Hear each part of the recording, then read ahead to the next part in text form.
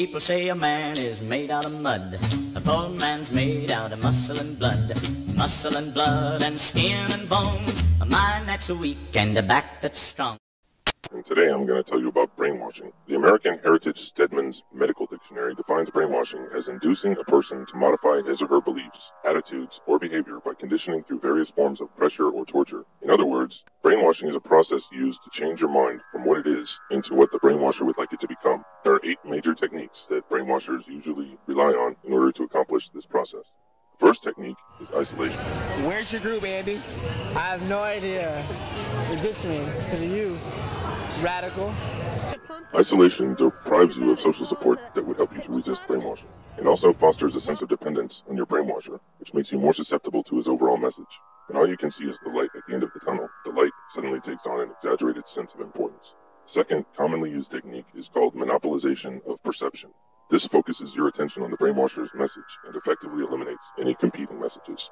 The third technique is debility and exhaustion induced by things like sleep deprivation and forced labor. What this does is weaken your mental and physical abilities to resist brainwashing. The fourth technique is simply making threats. Repeated use of threats cultivates a general sense of anxiety and despair, which makes you more apt to accept the brainwashing when compliance is presented as your only viable means to escape from that state of constant anxiety and despair. It's super toasted, but you know. Alright. I came in the door and I got a tube, and there's no art in this fucking tube. What the fuck is going on? No, it's not. I need some art in this motherfucking tube. Maybe you're supposed to use it. What for? I don't know. Exactly. No answer. I don't know. I need some art in this tube. It's bullshit. Bullshit.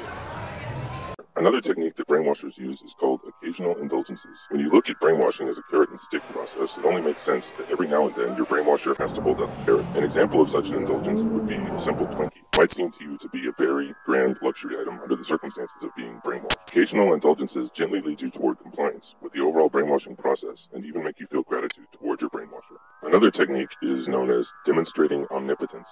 Your brainwasher will probably do everything he can to appear all-powerful, so that you'll begin to view resistance as futile and comply. The next technique is enforcing trivial demands. These demands are very simple and seem unrelated to the brainwashing itself. For example, your brainwasher might force you to sit or stand in a particular position. The purpose behind this is to condition you so that compliance with the brainwasher's instructions becomes habitual. The last brainwashing technique that I'm going to tell you about today is degradation. What this does is make it appear to you that resisting the brainwasher will cause more harm to your self-esteem than giving in to him. It also puts you into a state of mind where you focus on animal-level concerns, because when you're treated like an animal, sometimes you begin to feel like one. Now, there's not really time today for me to get into all the different ways you could resist brainwashing, but let me say one thing, which is, now that you know something about it, that will go a long way towards frustrating the efforts of any would-be brainwasher. The techniques of brainwashing are kind of like magic tricks in that way. Once you know how the trick is done, its ability to fool you is diminished. If I wrote you